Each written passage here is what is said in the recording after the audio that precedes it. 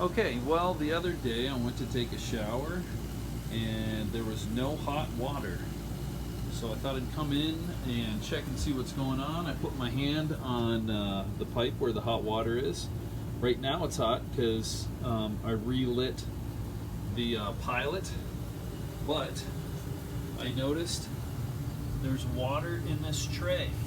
I checked to see if water was coming out here. There was no water coming out here, and I checked to see if there was water coming out there. There was no water coming out there. It's from the corrosion inside the tank, which means I need to replace my hot water heater. It is gas, and I do not have flexi pipes. So we're going to have to replace this thing, and the very first step is to turn off the gas and then drain. So I'm going to have to get a garden hose and start draining this, and I'll show you how I put a new one in. So I have attached a hose here. It's important. I have turned off the gas. Right there, gas is off, so pilot light is off. Turn that off. Attached a hose. I got to get the kink out of the hose. I've also turned off the cold water supply. I'm opening up some hot waters upstairs, like in the bathroom. And once that's open, it releases the vacuum. And now hot water is flowing out of the hose. So, we're well on our way to draining the hot water heater. So while this is draining, and it's going to drain for a little while, I am going to take out some screws from the flue vent right here and remove that. Okay, so I just disconnected these dielectric unions right here and here, and I grabbed these nuts with the pipe wrench, turned it to the left, and then I held a smaller pipe wrench here to hold it steady while I turn that to the left. I'm going to have to unsweat these. This is loose. I need to hang that up. And then I'm going to temporarily have to hang my pipes up here because without the hot water heater, the pipes kind of dangle. So I'm going to have to take care of that. So while it's still draining, next thing I did was I disconnected the hard gas line right here. And I'll have to reconnect it there after I figure out how to take that off.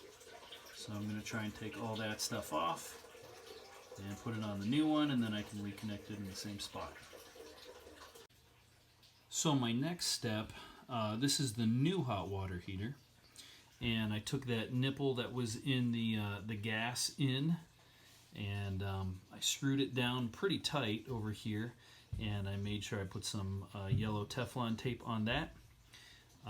So that's screwed in there, and then I'll just get those other parts and I'll screw them on here. I'll make sure to clean that up a little bit and put some Teflon tape on that.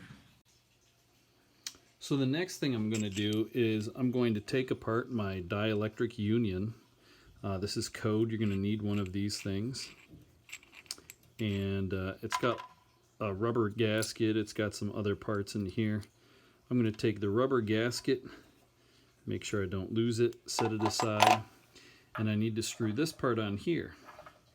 But notice when I screw it on here, it turns to the right, which means I'm going to have to put some Teflon tape on it.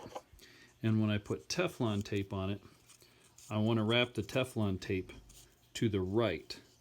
If I wrap it to the left every time I turn it, it's actually going to take off Teflon tape. So putting some Teflon tape on here, and it's going to the right.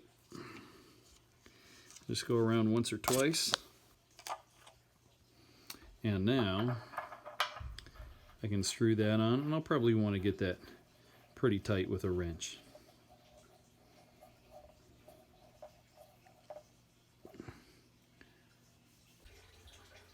So my next step is I need to unsweat these dielectric unions right here. So I need to use my little propane torch I need to heat those up really good, and I need to knock it off right there so I have bare pipe.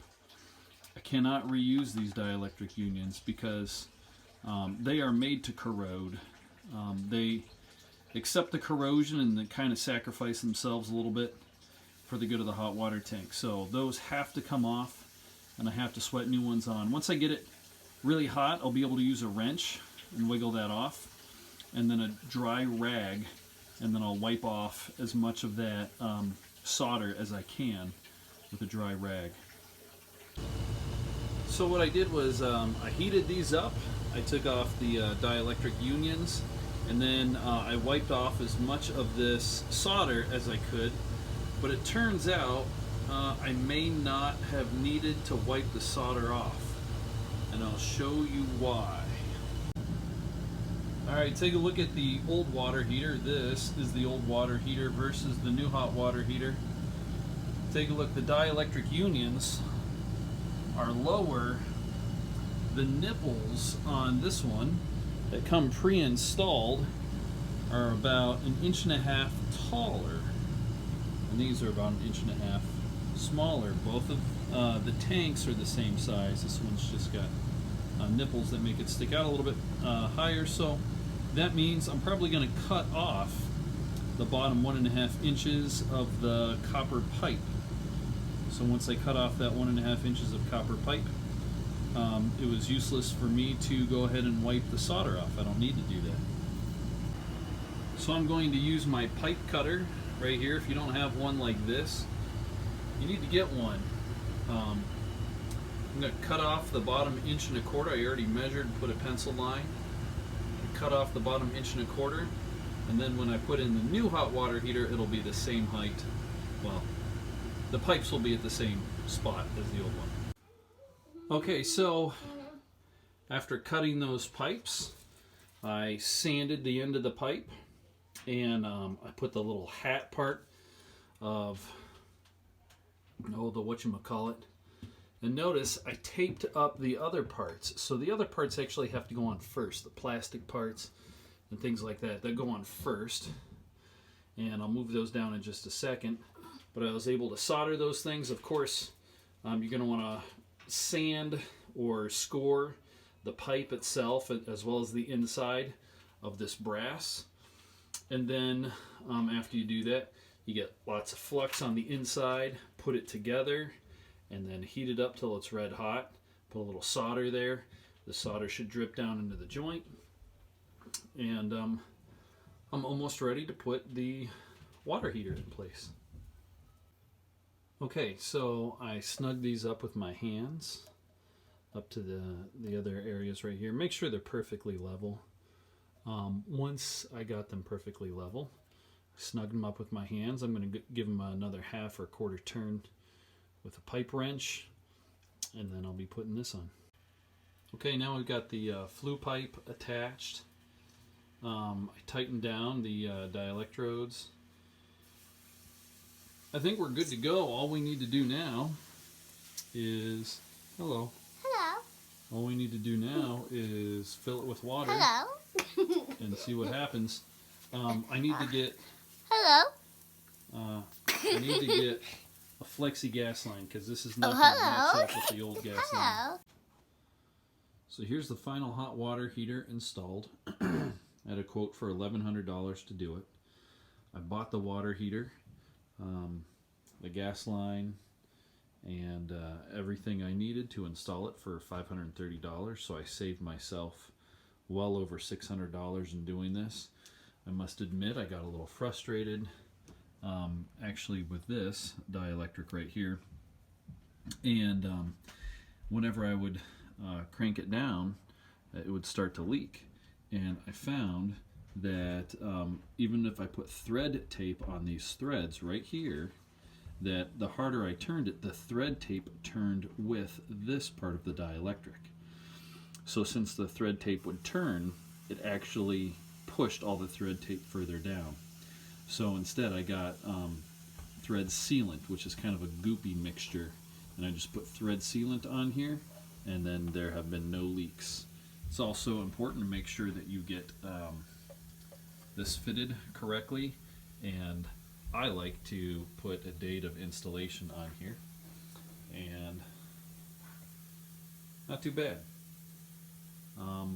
It's really not hard to do if you follow all the steps, and you're going to save yourself a lot of money.